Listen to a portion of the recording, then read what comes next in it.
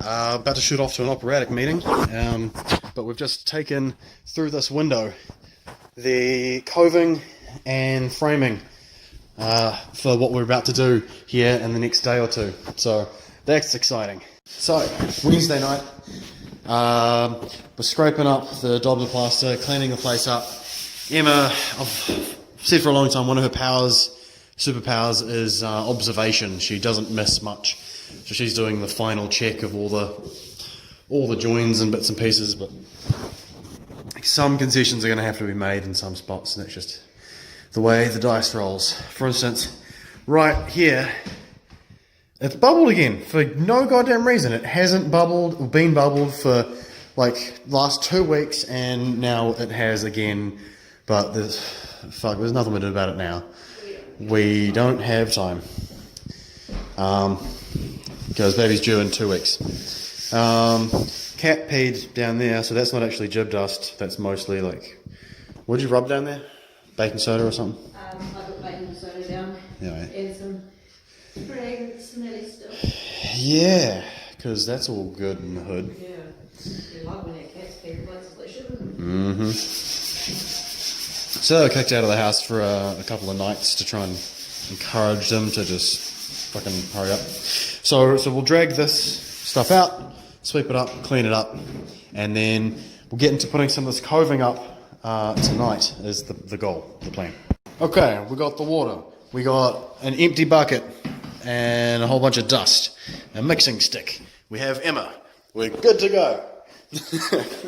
No. So Emma's got just a little offcut of this coving, marking out where it's flat and hard up, so that when we push this stuff up, we'll know that it's sitting straight the whole way, and we don't have too much material behind it that's angling it out and pushing it out and making it look odd.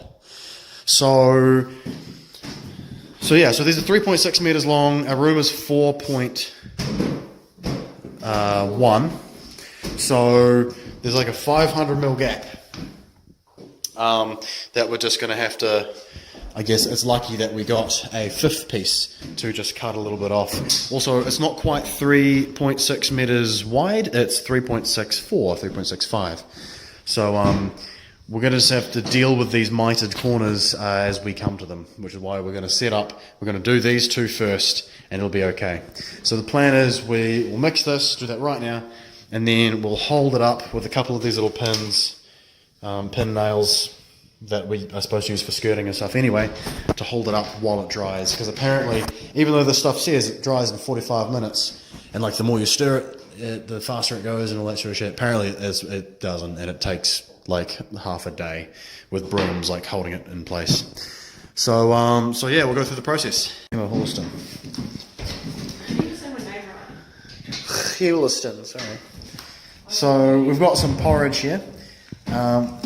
We can always add more dust, we can always add more water at this point, but we want something creamy. So, lovely stuff. And then we use trails to apply the forbidden soft serve to both of the edges of our coving. So, it's up, and we've got these little pins holding it in place.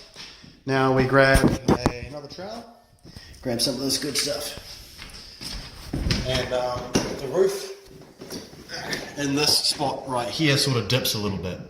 But what we're going to do is take this stuff, and I've got far too much on this trowel. Can you take some? Thanks. Ooh, I'm going to take some back. Cool. So we're going to just push it in, and then wipe it away, and then push it in. Take some from here, and push it in, until we have a nice, even seaming little seam. They were also stupid. So we've gone with our fingers instead, and yeah, pushed as much as we could up in that gap. It's like 10:30 at night now, so we will finish what we're doing and start this again. tomorrow. We recognise there'll be some sanding to do, and like when we pull those nails out, like it's going to be a bit of a nightmare. But that's alright. So yeah, so we've got to figure out how these corners and miters are going to work. Because while I can understand like the miter, it's like if I do that and I've got 50mm shy here, do I have a miter at this end, or how do I manage it? So with coving, you don't miter both edges. You butt one up and then you only miter one edge because the curve of it makes it just really hard to do anything else with. So, how's that, Emma? Yep. Okay, so second night we have these two bits of coving and they have dried, and that's fine. And we have the other piece. So I just wanted to show you some of this, these attempts that we have. 1, 2, 3, 4, 5, 6, 7, 8. This is probably the 9th attempt at getting the angle right for this. Some people call it crown moulding, apparently. So you do your 45-degree miter, and that's okay. And then, from what I understand, you're supposed to underscribe, which is what your coping saw is for. And basically from the top down, cut back. Keep the edge, but cut back from it so that it slots into your other corner that's already up. But my God, we've been having some troubles. But that's okay. As long as we get that one right, we cut away, cut away, cut away. And then we will just fill whatever gap this was, as we were always going to have to do anyway. Whatever gap this is, we fill it with another little straight piece. And then we've got one piece to measure and get the angle right for that corner. And then we do repeat the same for that wall, and we'll be good. But yeah, just wanted to... It's really hard to understate just how much you're supposed to cut away with this thing. And while it looked really easy in the video because they were using wood, we are using jib coving, which tends to have the paper flake away and then like full on crack and then just be shit. So we're going to have to go with as close as we can and then try and make it look nicer with more of this Cove Bond. So that's what we're up to tonight. Just reopen the bucket, see if the stuff from last night was still good, and no, it's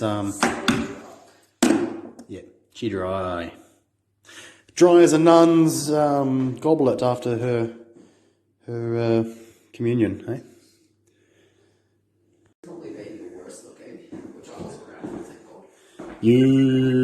So the thing that got me the nickname of Lincoln down in Fox Glacier, where I didn't shave my beard for like 11 months, until one of my boss's bosses was like, "Sam, we need to have a word. You know what's wrong, right?" And I was like, "Yes, Cyril, okay." You reckon that was my worst look, not the time that you said yes, and I had a giant bald spot shaved into my head with a comb over to cover it up. In your defense, you filming this? Yes. For proof. No, your worst is probably it's a tie between like 3. So before you go into that, what are you doing in the corner? Filling it in. Filling it in, yeah. Because even with all the cutting, we had a bit of a gap. So that's just going to have to look as good as it can with filler. And I hope we've left these nails just a little bit proud, these pins. So hopefully when and even after all the plaster dries, we can just work them out nice and slowly before we sand it down properly. So I was just going to take you through... Oh, yeah. If anyone actually cares about Emma's 3 worst looks for Sam, leave a comment or a like or let me know. We can I don't think anyone cares really. No, we can get into that later on. For now, so we've got 3.6 metre length. It would just fit up into this corner. So what I'm going to do is basically drop the camera and mark on this edge a 45 using the old saw, because you can, and make sure that on the top edge, because this is going to be eventually curved around like this, on this top edge is a straight cut. So we're going straight, and then from this corner down 45. Like that. And now we're going to use a handsaw to cut through it. Like that. I've taken it back just a random amount, just a little bit, because at the end of the day we're going to have a small piece filling that in. So, now comes the fun part. Got what is sort of a straight edge there, but it's also rough as hell, and a 45.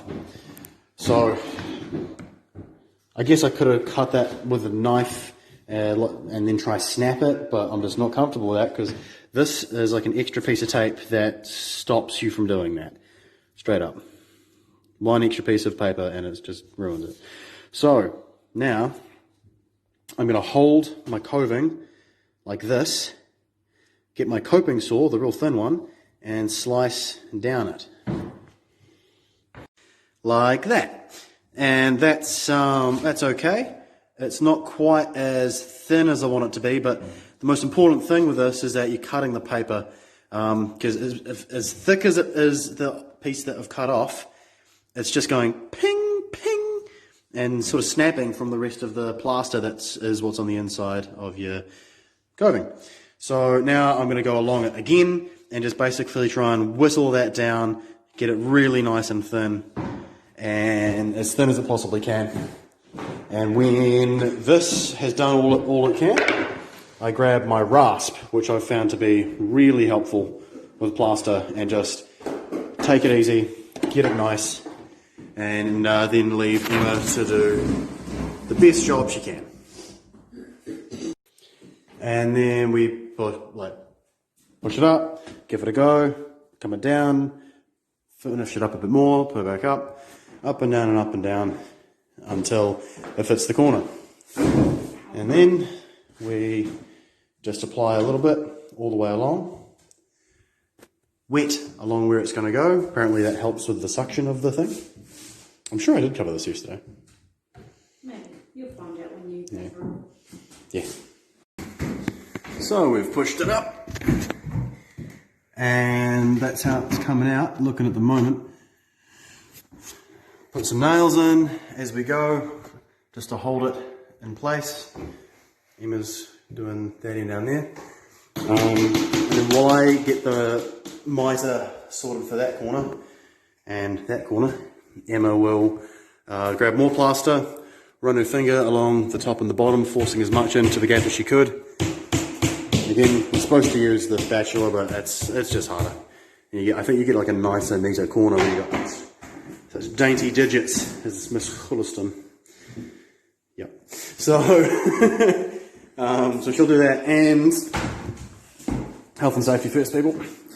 She will cut a little piece and finish that by putting it straight all the way into the corner.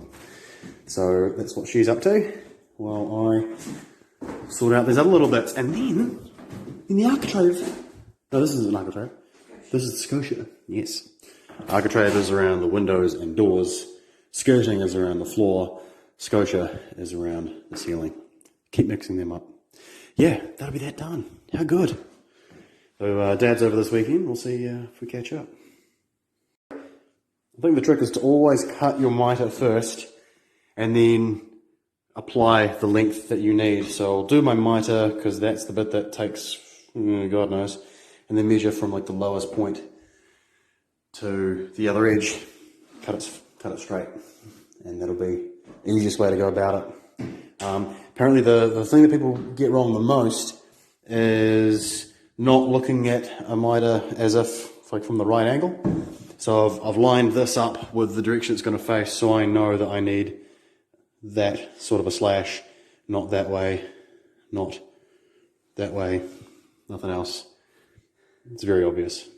But if I was faced around the other way, trying to cut it at that end, it would not be as obvious.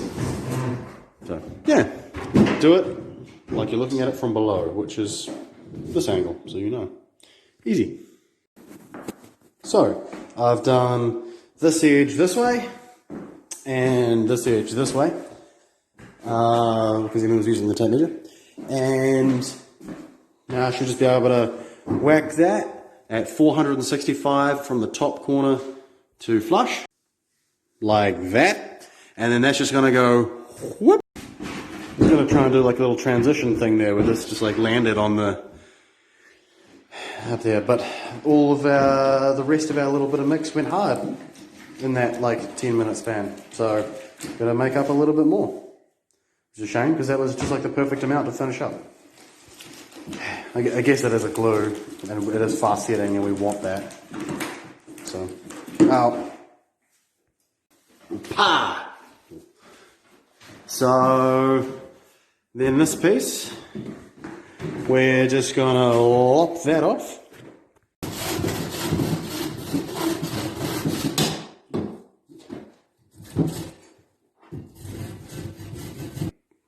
Lop that off like that. And now we stick it up here. Bam! It's up. That's what's up. I mean, it looked fucking ugly. I get it. I totally get it. But that's where we're just going to have to go around and sand and take all these pins down, and hopefully that'll be the last of any plaster related things that we do for freaking ages. So that was the job. This shit is basically glue plus plaster. So that'll all come up and look white, and hopefully we'll dodge any cracks. And yeah, well, one thing I definitely have to say though is make sure every job afterwards to clean your tools. If you don't, you'll end up with shitty tools that you don't want to use after the first time you ever got them out. Always clean your tools. And second thing is dry them. If you don't dry them, they get rusty. A rusty tool is a shitty tool.